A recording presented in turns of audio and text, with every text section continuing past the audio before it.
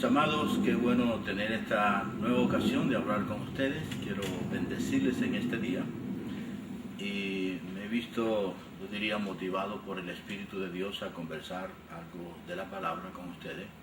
Y básicamente lo he hecho porque al escuchar tantas programaciones, tantas definiciones en los medios de comunicación, me he dado cuenta que hace falta como tratar de explicar algo, no porque yo lo sepa todo de manera absoluta, sino porque hay unos conceptos en la Biblia que son claros. Y tiene que ver con la salvación.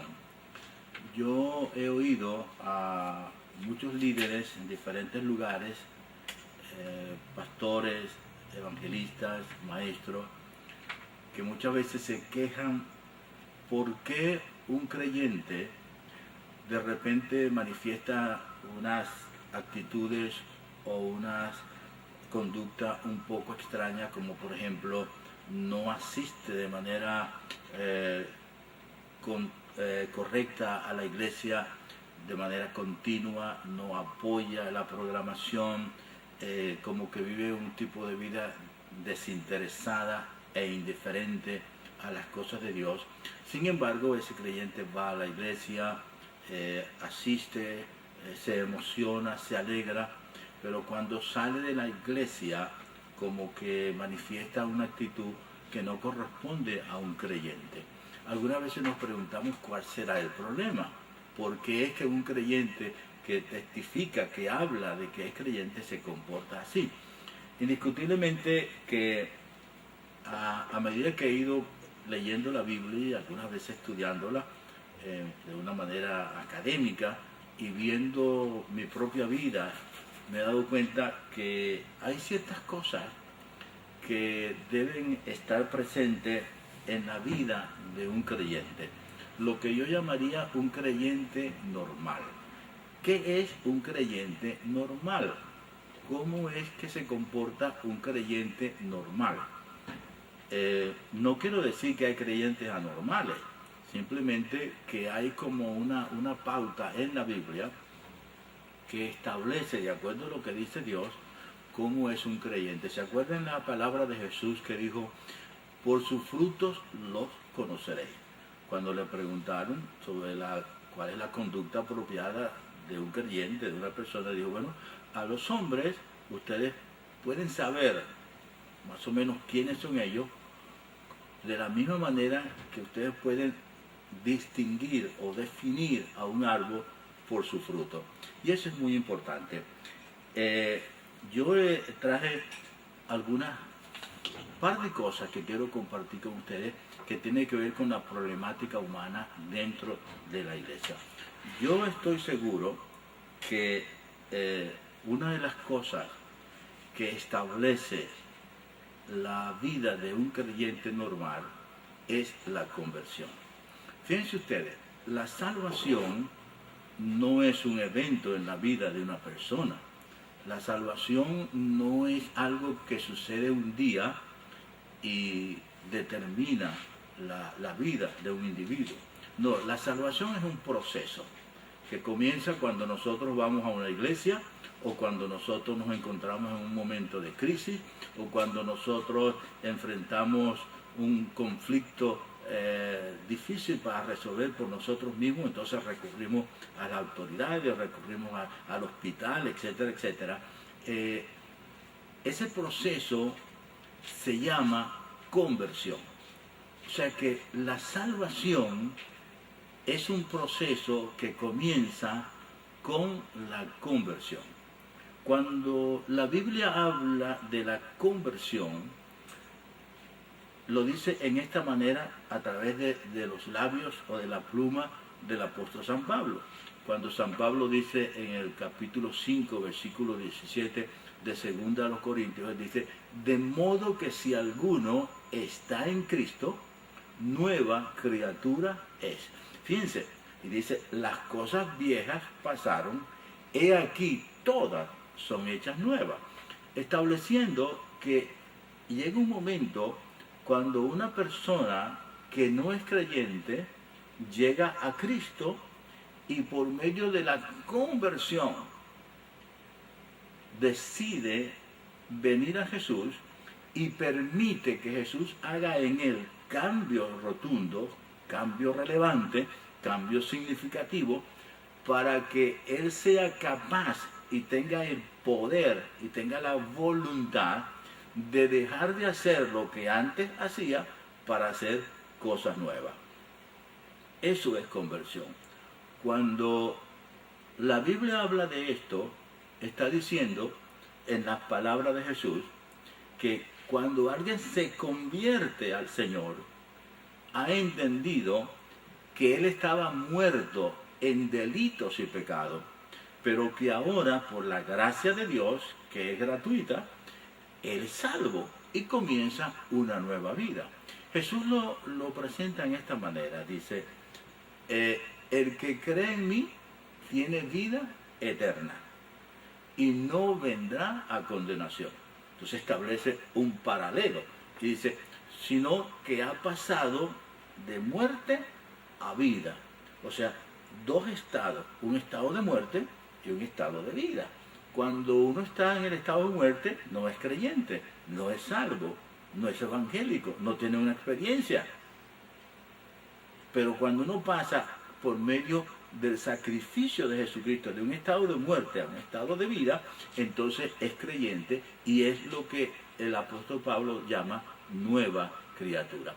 Este detalle que podemos llamar conversión, de esa manera, no la conversión emocional, emotiva, de gozo, de satisfacción que a veces la gente tiene, y dice, ay, yo sentí un calor muy grande, yo sentí un gozo tan enorme, ay, yo quería salir volando. No me refiero a eso, me refiero a cambios que comienzan en el corazón. La conversión es una situación, es una experiencia que sucede en mi corazón, dentro de mí, y luego se expande y sale. Está en mí y sale, de tal manera que los que me ven dicen, este individuo no es el mismo. Este es el detalle. Muchos creyentes, entre comillas, que no pueden desarrollar una vida cristiana efectiva, que no pueden mantener una conducta estable con relación a Dios, con relación a la iglesia, con relación a lo que dice la Biblia, con relación a una vida disciplinada, de oración, de entrega. Yo puedo decirles de acuerdo a lo que dice la Biblia, no lo que yo digo, sino lo que dice la Biblia, esa persona no se ha convertido. Un convertido no es uno que pasa un mes en una iglesia y 2 meses en otra. Un convertido no es el que va a la iglesia pero sigue en un mundo de crítica, de enojos, de pleitos, de desaveniencia, de conflictos humanos. Ese no es un creyente. Esa es una persona que tiene un conocimiento de Dios, pero no ha tenido una conversión. Por lo tanto, este es un primer punto. Para que un creyente sea normal, sea efectivo, pueda comprometerse, pueda salir adelante, pueda levantar su cabeza y decir, soy cristiano, necesita tener una conversión del corazón hacia afuera. La segunda cosa que yo he encontrado es que la salvación tiene que ver con el compromiso de entrega. Fíjense, los predicadores hablamos de 2 principios que existen cuando una persona viene al Señor. Uno de ellos es que decimos, tú puedes aceptar a Jesús como tu Salvador y está perfectamente bien. Tú puedes aceptar al Señor como tu Salvador y puedes vivir contento, perdón, puedes seguir adelante, puedes caminar aquí, puedes ir allá. Pero el otro paso es aceptar a Jesús como mi Salvador y luego aceptarlo como mi Señor. Cuando tú aceptas a Jesús como tu Salvador, es como cuando alguien se está ahogando o está en un momento de peligro, alguien llega, lo ayuda a salir del conflicto, lo saca del río, lo saca del mar, lo saca del fuego. Y luego que está afuera, el que estaba casi al morir le dice al otro, oye, gracias por salvarme. gracias por ayudarme, caramba, no sé cómo pagarte esto, pero te lo agradezco mucho, y cada uno se va por su lado. El otro lado, o sea, el otro principio en la salvación es que yo acepto a Jesús como mi Salvador, pero lo acepto como mi Salvador, mi Señor.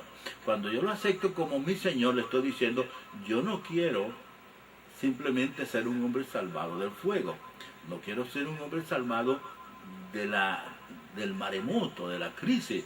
Yo quiero ser un hombre, una mujer, una persona que en agradecimiento yo me comprometo contigo a aceptarte como mi Señor, el dueño de mi vida, y de ahora en adelante hacer lo que tú quieras que yo haga. Fíjense que esto es fácil decirlo, pero cuando usted encuentra este tipo de disonantes en la vida cristiana, no cabe duda. Son muchas personas salvadas, entre comillas, pero que no han aceptado en su vida el señorío de Jesús. Ellos no son de Jesús. El Señor no es su Señor.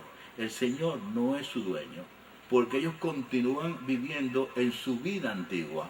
Fueron salvados de una crisis, fueron salvados de una situación difícil, posiblemente lloraron, clamaron, pero hasta que un individuo no reciba a Jesús como su Señor y se comprometa a servirle en integridad, con su mente, con su corazón, con sus emociones, no tiene realmente una conversión real, ni tampoco se puede llamar un creyente normal. Fíjese cómo lo presenta el apóstol Pablo. Dice en el capítulo 6 de Romanos, versículos 17, 18 y adelante, él dice, ahora que habéis sido libertados del pecado, han llegado a ser siervos de la justicia. Fíjense los dos conceptos. Tú eres libre del pecado, pero te conviertes inmediatamente en siervo de la justicia. Este estado de siervo de la justicia es desconocido para muchos creyentes. Viven una vida normal, pero Pedro, el apóstol Pedro, lo establece desde el punto de vista de servicio. Cuando Pedro dice en su primera carta, capítulo 2, versículo 1 en adelante, dice, mas vosotros sois real sacerdocio, nación santa, pueblo adquirido por Dios, real sacerdocio, etc. Y entonces él acuña un concepto de servicio, dice, para que anunciéis, dice, habéis sido salvados, para que anunciéis las buenas nuevas de aquel que os sacó de las tinieblas a su luz admirable. Por lo tanto, ser un creyente normal es uno que primero ha tenido una conversión total, de adentro para afuera. Su mente, su corazón, sus emociones, su voluntad. Todo fue tocado, todo fue transformado, todo fue redimido. Y segundo, un creyente normal es aquel que dice, yo me entrego al servicio de Dios. Tomo el compromiso de hacer lo que Dios quiere que yo haga. Y voy a hacer cambios en mi vida de tal manera que nada me obstruya servir al Señor de todo corazón, con toda mi fuerza y con toda mi alma. ¿En qué lugar tú estás? Yo te pregunto hoy, ¿has tenido una conversión real? ¿Te has comprometido a servir al Señor? ¿O simplemente asistes a una iglesia por un compromiso social, por un compromiso emocional, porque te sientes bien? Si es así, yo te recomiendo que te detengas, que te apartes a un lugar, levanta tus manos, abre tu boca, como dice San Pablo, que si confesares con tu boca y creyeres en tu corazón que Jesús es el Señor y que Él, Dios, lo levantó de los muertos, serás salvo.